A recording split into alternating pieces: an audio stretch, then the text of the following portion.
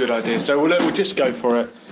Okay. And we're live. It's Lessons for Life, and I'm here with Anthony Fleming, or Tony Fleming, who tonight was talking to us on the topic of how do we grow, or how do I grow. The guy's a life coach and a businessman, and you mentioned tonight you have various incarnations, many strings to your bow, which is something we should all be encouraged to have. And don't just have one source of income. That's something I've learned from you tonight. Very good. And, so you were paying attention. I was listening. And you got me thinking about my YouTube channel that's already made me $28. It's $28 I wouldn't have had otherwise. So look, first of all, well done for putting on a great show. Thank you. It's probably water off the duck's back, but doing what you normally do in front of your friends is always a bit different. Yes. I teach kids Monday to Friday, but when you speak in front of your peers, it's always a different sort of edge. So very well done. But you've done it before down here, right? Yes, yeah. I tend to come 4 times a year. Okay, 4 times. Why do you come here more than you go to the doctor? Good question. Tony was proudly telling us how he goes to the doctor once Twice in 10 years. Twice in 10 years, whether he needs to or not. It's just good to check in. So we've got a few members of the audience here that are all falling asleep. But if you lot want to shout anything, say anything, just let me know. But one of the questions that came up for me, and I didn't ask it in there, so I could ask it now. You talked about when we're bettering ourselves in terms of acquiring knowledge and also acquiring skills. Would you rather have knowledge or skills? Goodbye, Chris Thompson. Bye-bye, Chris. Well, I think it's a great question, and I think I would err on the side of knowledge, because once you have knowledge, it just opens up so many doors. And I'm not just talking about formal education, I'm just talking about knowledge in general, knowledge about new things, new ideas, new technologies, new breakthroughs in health.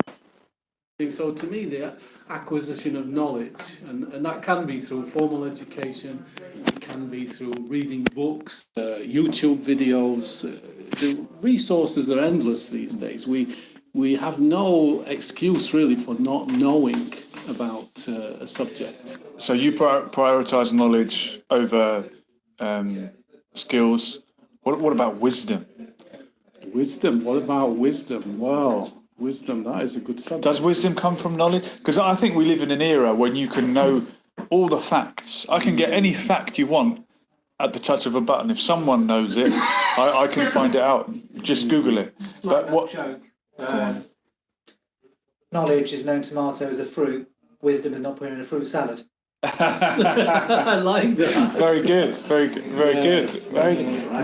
Knowledge is knowing that tomato is a fruit. Wisdom is not putting it in a fruit. So that's a good one.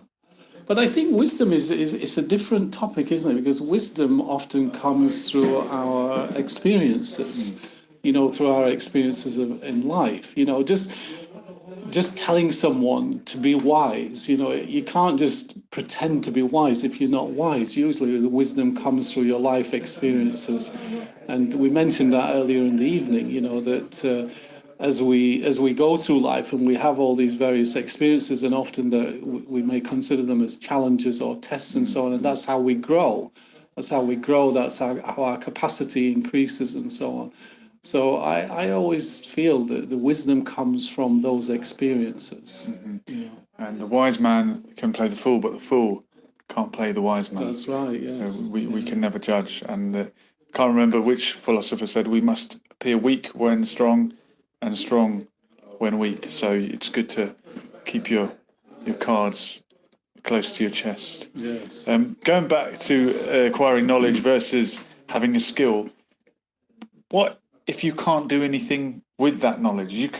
We all know somebody who can tell you the date and winner of every Olympic event since 1960, but can't tie his own shoelaces.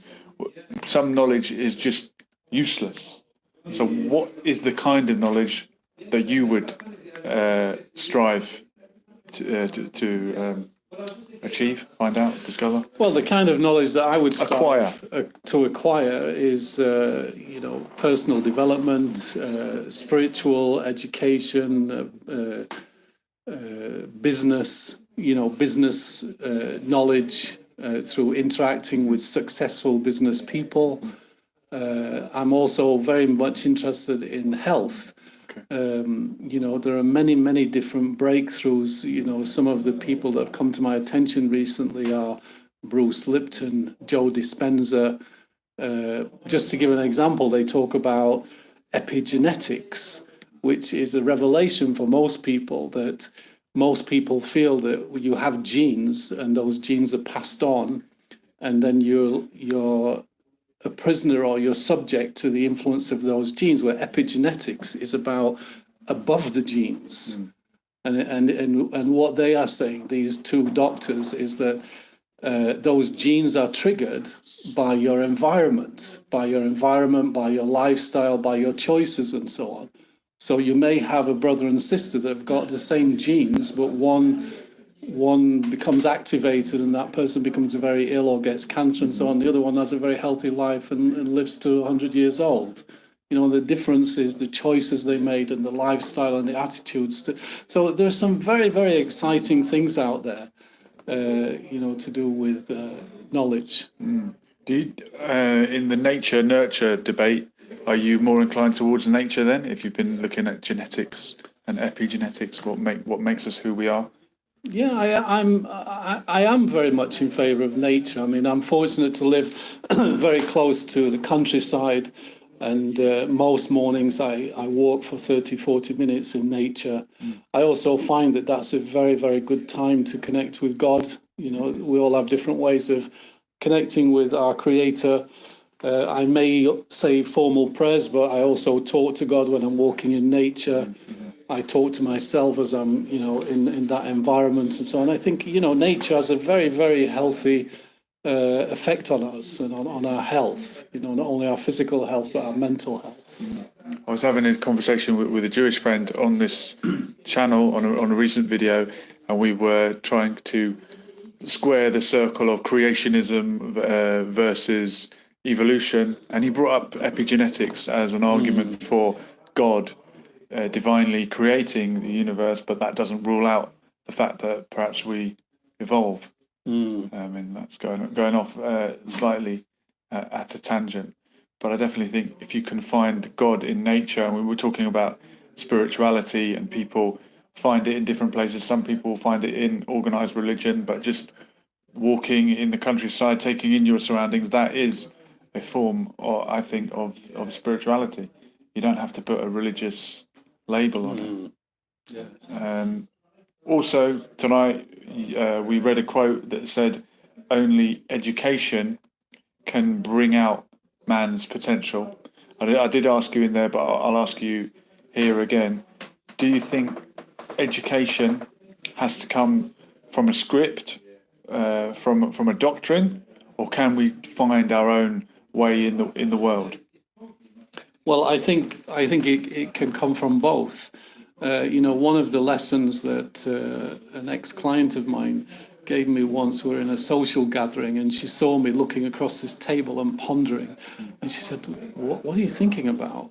And I said, I'm trying to decide whether to have the chocolate cake or the cream cake. And she said, well, that's easy. Have both. Have both. Wow. And so sometimes I think, we think our choices are limited. Like you asked me that question, is it this or that? It's like both are appropriate. And also, if you take, following on from that example, initially someone would think, I have to have chocolate or cream. But you could have both, or you could have neither, or you could ask, do you have something else? So, and this is how we are in life, that we often, we limit ourselves by thinking, I have to choose this or that. But when you just step back and take a deep breath and you look and you think, well, there are 4 or 5 choices, not just 2. Do we sometimes think too much? Definitely. I was just having a conversation with one of our friends in the other room, and he was sort of talking about a business issue and so on, and I stopped him for, I listened to him for about 5 minutes, and I put my hand on his shoulder and I said, okay, let's take a breath, because he had this situation, and then he went on from this to that, to that, to that, and I said, look, just take a breath, because what you're doing is that you're seeing all of the possibilities of the challenges and the problems with this, and then it's so big, and then you feel paralyzed. Let's just take a breath and just, okay, what do you want? What makes you feel happy? What is the next step? Because when you think about everything like that and you throw it all in the same basket, it's like it's too big to carry, and it often confuses us. So yes, sometimes we do overthink things, and that paralyzes us. I could be completely wrong on this one, but as a life coach, is someone hiring you to do some of the thinking for them? And that sounds a bit strange. No, but it's a good question, and often they may not realise they've come to me for that, but often that is, because they're getting themselves into a situation, or they feel they've hit a roadblock, or so they want me to think through it and to guide them. So that's a very common thing with coaching. I said earlier, though, that one of the main things about coaching is that the main issue for most people is that they don't love themselves. They don't have enough confidence in themselves. And that's the thing that's paralyzing them. We're very good at thinking, I can do this, but I can't do that. I'm good at this, but I'm not good at that, and so on. And they create their own limitations, and it's my job to help them to see through that and to open their wings in a way so that they can fly. Wow. Yeah, and I guess that has to come from them in the end. They have to decide to be. I don't know how you help someone be confident. It probably takes years of training. Well, it's actually surprising how quickly those things can happen if someone is ready and they will pay attention to the advice. You can help someone to feel confident very, very quickly. Mm-hmm. Okay. And it's not just feeling confident, but there are other techniques that you can learn. Like, as an example, one thing that generally frightens everyone to death is when they're standing in front of an audience and they say, what if they don't like me? They're thinking, what if they don't like me? What if I forget what I'm going to say? And all of these kind of things. Well, one of the things I advise people with things like that, I say, well, when your mind goes blank, and it will, because it happens to all of us, don't panic. Smile, look at the audience, ask a question. Uh-huh. Now once they know that, then they relax. But what usually happens is you're speaking and then your mind goes blank and you think, oh my God, I forgot what I'm going to say. I'm going to look really stupid. And, and it's all that negative chatter that paralyzes. Would you have a particular question ready to go? Well, it could be just a general question. It could be something like, who else has had that experience? Or who can relate to that? Yeah, that's a good one. Or put your hand up if you had a similar experience, and always someone will have something to say. Someone in the comments said that taking ourselves out of our comfort zone, what did they say? Getting out of our comfort zones teaches us much things in life. Yeah, we have to push ourselves. Yeah, for sure. Eating cucumber was an uncomfortable experience for you. But you mentioned tonight that you changed your attitude towards a certain food. Yes. Why? Just to enjoy it, or for well, as Julian's invited me to tell that story, I'll just tell it very quickly. Is that the point from this story is that we all tell ourselves a story, and it's that story that keeps us where we are, and in many ways stops us attempting something or enables us to be successful in something. And I gave this example about a cucumber. I was saying for 40 years, I know I don't look old enough, but for 40 years, since you were 40 years, I hated cucumber. And then 2 years ago, my wife prepared some salad and there was some cucumber. And I looked at the salad, I looked at the cucumber, and I said to her, I'm telling myself a story. And I put my fork into this cucumber and I said, I like cucumber. And I ate it. And I said, I like cucumber. And for the rest of the week, I kept eating cucumber and saying, I like cucumber. After the week, I'm fine now. I like cucumber. And that also demonstrates not only the limiting thoughts we have, but the power of our mind when we believe something. And I'm sure we can apply that to anything that we have a negative, Absolutely. or something that we're feeling anxious about, or what about an event coming up? People sometimes dread events that are on the horizon. It's a month away, 2 weeks away, a week, 2 days, and we get more and more nervous about it. Can we train ourselves to look forward to that event, or kid ourselves? I'm really excited about this. We don't need to kid ourselves. One of the things that I realized quite recently, actually, is that when you're anxious, like say if you're going to give a talk to an audience, and most of us will experience anxiety, but when you experience that anxiety, or whether you're excited, physiologically, the same things are happening in your body. You've got adrenaline pumping and you've got this and that. The only thing that makes a difference is what you're telling yourself. Yeah.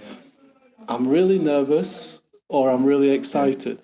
Now, once you know that, when you're in that situation and you feel that call, you say, I'm so excited. I am so excited. I'm really looking forward. This is going to be so great. And then you get on and you believe that you're just excited and you behave in that way. Mm-hmm. But if you're telling yourself, I'm so nervous, this is going to be terrible, I don't want, then that's how you're going to feel. And the only difference is what you're telling yourself. Even if it's something as negative as like a court date or something like that.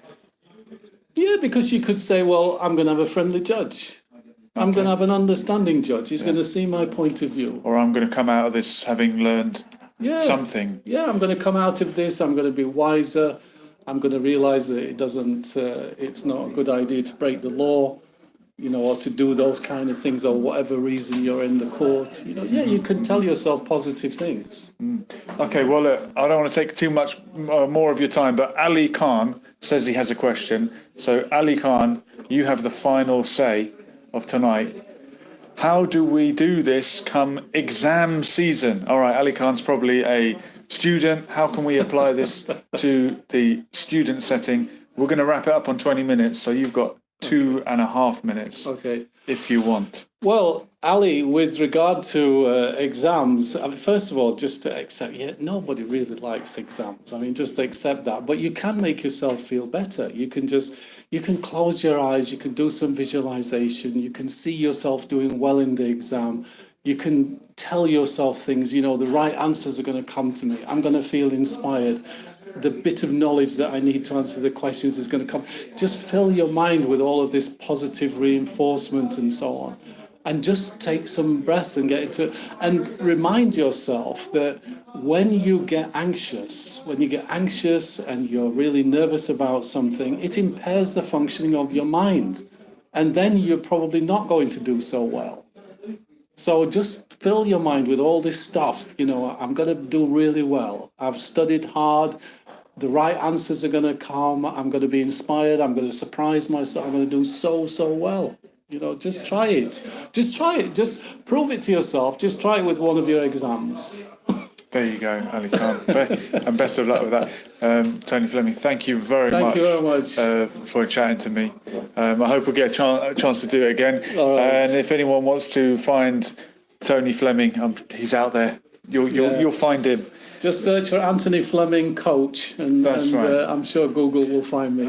Ali Khan is saying, do more shows with this guy. Well, he's a very busy man, but if ever I catch you here on a Thursday night, it's lovely to have a chat with you. Really Thank you very much. That. Thank you. So this has everyone. been Lessons for Life, and we'll do it all again soon. Thank you to the members of the audience. We were here. We're gone. Thank you. Ladies.